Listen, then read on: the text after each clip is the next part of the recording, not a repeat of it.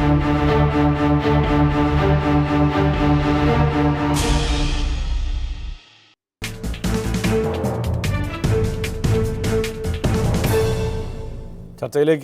ശ്രീ ആന്റണി രാജു, എന്ത് വില കൊടുത്തും ബിവറേജസ് ഔട്ട്ലെറ്റുകൾ മാറ്റി സ്ഥാപിക്കാനുള്ള ശ്രമം നടക്കുന്നു എന്നതിന് തെളിവാണ് ഇന്ന് രാവിലെ നന്ദൻകോട് അടച്ചുപൂട്ടിയ താങ്കളടക്കം സമരമുഖത്തുള്ള ആ നന്ദൻകോട്ടെ ബിവറേജസ് ഔട്ട്ലെറ്റ് വീണ്ടും തുറന്ന് പ്രവർത്തിപ്പിക്കാനുള്ള ശ്രമം വൈകുന്നേരം നടന്നിരിക്കുന്നു.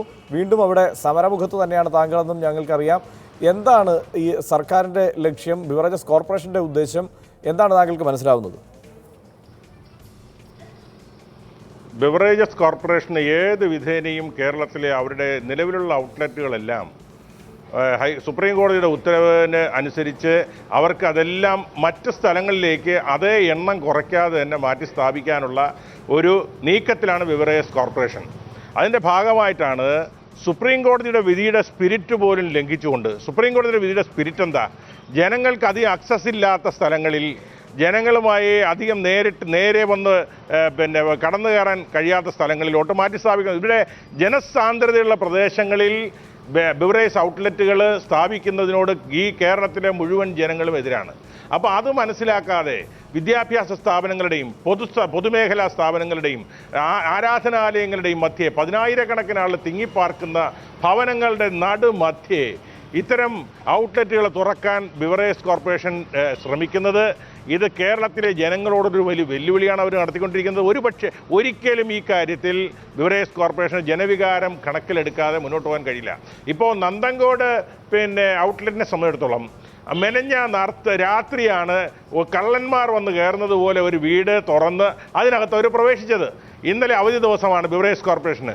ഇന്ന് രാവിലെ അവരെ കയറാനൊരു ശ്രമം നടത്തി വളരെ ദൂരെ വന്നു. പക്ഷേ ജനങ്ങളുടെ ഒറ്റക്കെട്ടായ എതിർപ്പിനെ തുടർന്ന ഉദ്യോഗസ്ഥന്മാരെല്ലാം ഇവിടെ നിന്ന് പോവുകയും പോലീസ് തന്നെ ഇത് തുറക്കുന്നത് ശരിയല്ല എന്ന് പറയുകയും കോർപ്പറേഷൻ അവരുടെ ലൈസൻസ് ഇല്ല എന്നുള്ളത് കൊണ്ട് നോട്ടീസ് ഒട്ടിക്കുകയും ചെയ്തിട്ടാണ് പോയത്. ഒരു കാര്യം വളരെ ശ്രദ്ധിക്കേണ്ടത്, FL1 ലൈസൻസ് അനുസരിച്ച് ബിവറേജ് കോർപ്പറേഷൻ ഇത്തരം ഔട്ട്ലെറ്റുകൾ തുറക്കണമെങ്കിൽ എക്സൈസ് ഡിപ്പാർട്ട്മെൻറ്റിൻ്റെയും തദ്ദേശ സ്വയംഭരണ സ്ഥാപനങ്ങളുടെയും അനുമതി വേണം.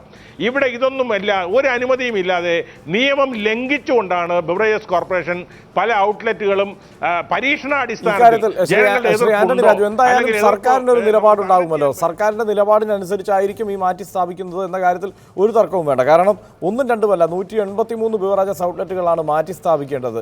കൺസ്യൂമർ ഫെഡിൻ്റെ 29 എണ്ണമാണ് മാറ്റി സ്ഥാപിക്കേണ്ടത്. ഇത്തരം ഒരു സാഹചര്യത്തിൽ ഇത് ഒരു ക്രമസമാധാന പ്രശ്നത്തിൻ്റെ സ്വഭാവത്തിലേക്ക് തന്നെ പോകുന്നു എന്നതുകൊണ്ട് സർക്കാരിന് ഈ വിഷയത്തിൽ ഒരു നിലപാട് കാണും. സർക്കാരിൻ്റെ ആ നിലപാടിൻ്റെ അടിസ്ഥാനത്തിലായിരിക്കും മാറ്റി സ്ഥാപിക്കുന്നത് എന്നതുകൂടിയല്ലേ വാസ്തവം? അല്ല, ഇപ്പോൾ ഉയർന്നു വരുന്ന പ്രതിഷേധത്തിൻ്റെ കണക്കിലെടുത്തുകൊണ്ടായിരിക്കും ഒരുപക്ഷെ ഗവൺമെൻറ് ഈ കാര്യത്തിൽ ഒരു നിലപാടെടുക്കാൻ പോകുന്നത്. ജനസാന്ദ്രതയുള്ള പ്രദേശങ്ങളെ പൂർണ്ണമായി ഒഴിവാക്കിക്കൊണ്ട് മാത്രമേ ഇത്തരം ഔട്ട്ലെറ്റുകൾ പ്രവർത്തിക്കുവാൻ അനുവാദം ഗവൺമെൻറ് നൽകാൻ പാടുള്ളൂ.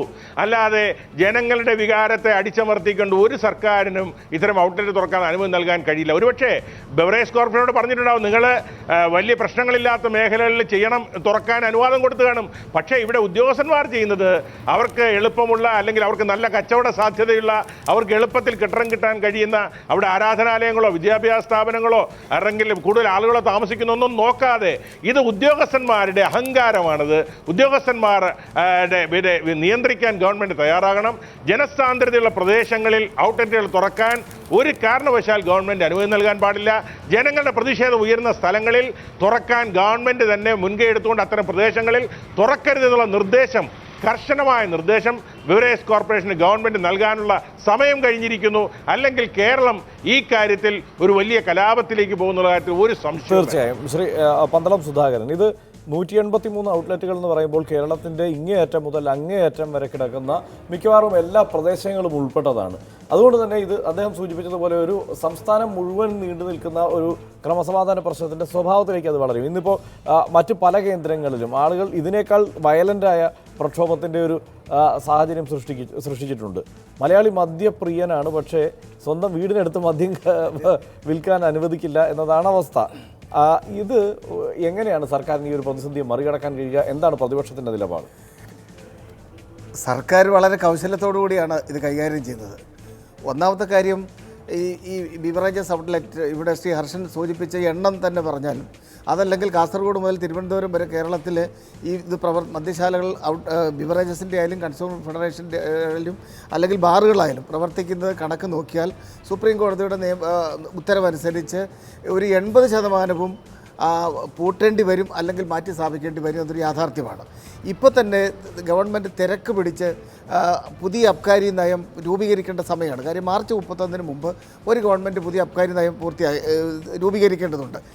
ഇപ്പോൾ തുടർന്ന് വരുന്ന യഥാർത്ഥത്തിൽ ശ്രീ ഉമ്മൻചാണ്ടി സർക്കാരിൻ്റെ മദ്യ നയമാണെന്നാണ് യാഥാർത്ഥ്യം. പക്ഷേ ഇവിടെ ഞാൻ കാണുന്നത് UDF സർക്കാരിൻ്റെ കാലത്തെ മദ്യനയത്തിന് ജനങ്ങൾ അംഗീകാരം നൽകിയിരിക്കുന്നു എന്നതിൻ്റെ ഉത്തമ തെളിവാണ് ഇന്നിപ്പോൾ കേരളത്തിൽ അങ്ങോളം ഇങ്ങോളം നടക്കുന്ന പ്രക്ഷോഭണം. ഇന്നിപ്പോൾ നന്തൻകോട് സംഭവത്തെക്കുറിച്ച് ശ്രീ ആൻ്റണി രാജു ഇവിടെ സൂചിപ്പിച്ചു. ഞാൻ ഇന്നലെ എൻ്റെ നാട്ടിൽ പന്തളത്ത് കഴിഞ്ഞ 15 ദിവസമായി അവിടെ മുനിസിപ്പൽ കൗൺസിലർമാർ സമരം ചെയ്യുന്നു. മുനിസിപ്പൽ കൗൺസിൽ മാത്രമല്ല, UDF ഉണ്ട്, LDF ഉണ്ട്. LDF ഇല്ല, അതായത് CPM കൗൺസിലർമാർ ഒഴികെ ബാക്കി എല്ലാവരും ഒരു ജനകീയ സമര മുന്നണി എന്നുള്ള നിലയിൽ അവിടെയും സമരം നടത്തുകയാണ്. ഒരു സ്കൂളിന് മുമ്പിലേക്കാണ് അവിടെ മാറ്റി സ്ഥാപിക്കാൻ ബിവറേജ് കോർപ്പറേഷൻ. അതും അർദ്ധരാത്രിയിൽ ഈ ഒരു കള്ളന്മാർ വരുന്നത് പോലെ, ശ്രീ ആൻ്റണി രാജു പറഞ്ഞു, കള്ളന്മാർ വരുന്ന പോലെ ഒരു വീട് പൊളിച്ച് അകത്ത് പ്രഭാതത്തിൽ അയൽക്കാർ കാണുമ്പോൾ അവിടെ ബിവറേജസ് കോർപ്പറേഷൻ പ്രവർത്തിക്കുക. എന്തിനാണ് ഒരു സർക്കാർ സ്ഥാപനം അങ്ങനെ ഒളിച്ചുകളി നടത്തേണ്ട കാര്യമുണ്ടോ? അതിൻ്റെ അർത്ഥം തന്നെ ഇതൊക്കെ ഗവൺമെൻറ്റിൻ്റെ മൗനാനുഭവത്തോടു കൂടി തന്നെയാണ്.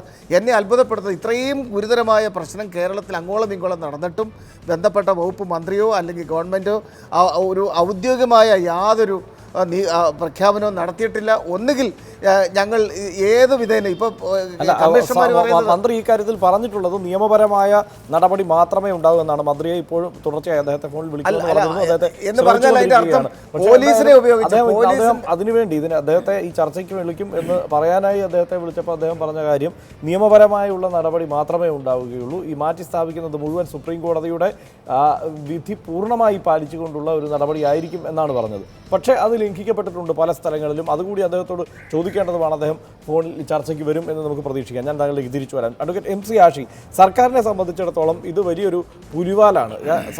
കേരളത്തിലെ സാഹചര്യത്തിൽ പ്രത്യേകിച്ച് കൂടുതൽ ജനസാന്ദ്രതയുള്ള ഒരു സംസ്ഥാനമാണ് കേരളം. കേരളത്തിൽ ഇത് എവിടെയൊക്കെ എങ്ങനെയൊക്കെ മാറ്റി സ്ഥാപിക്കും എന്ന കാര്യം വലിയ ആശങ്ക ഉണ്ടാക്കുന്നുണ്ട്. ഈ ഒരു സാഹചര്യം സർക്കാരിന് പുതിയൊരു മദ്യനയത്തിലൂടെ മറികടക്കാൻ കഴിയുമോ? ഇത് സുപ്രീം കോടതി വിധിയെ തുടർന്നാണ് ഇപ്പം ഈ പറയുന്ന ഒരു പ്രതിസന്ധി നമ്മുടെ സംസ്ഥാനത്ത് ഉടലെടുത്തിട്ടുള്ളത്.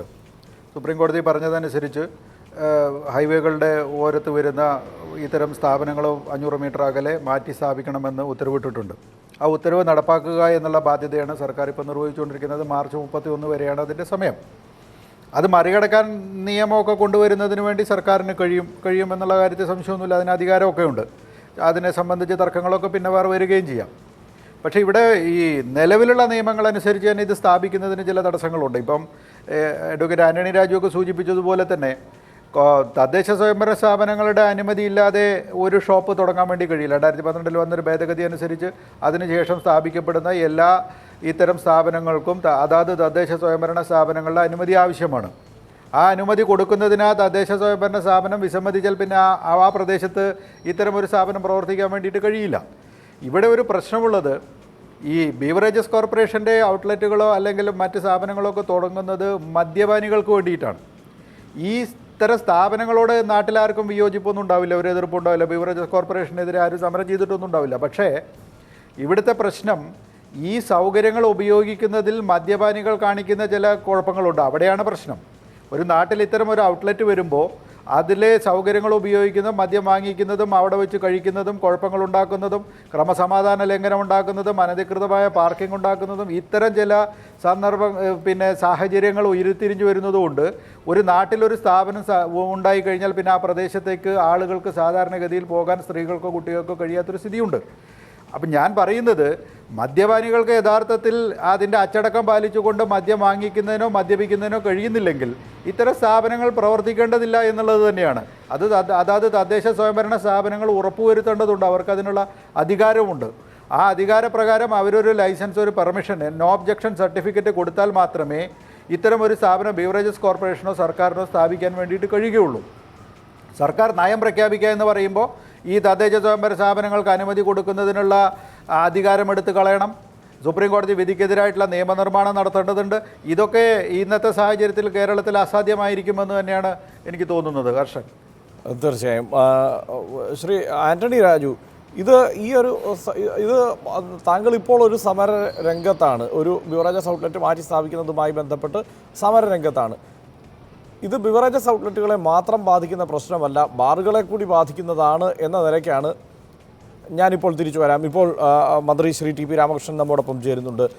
ശ്രീ ടി പി രാമകൃഷ്ണൻ, എങ്ങനെയാണ് ഈ ഒരു സാഹചര്യത്തെ മറികടക്കാൻ ശ്രമിക്കുക? കാരണം ഈ ബിവറേജസ് ഔട്ട്ലെറ്റുകൾ മാറ്റി സ്ഥാപിക്കുന്നിടത്തെല്ലാം സമരമാണ്.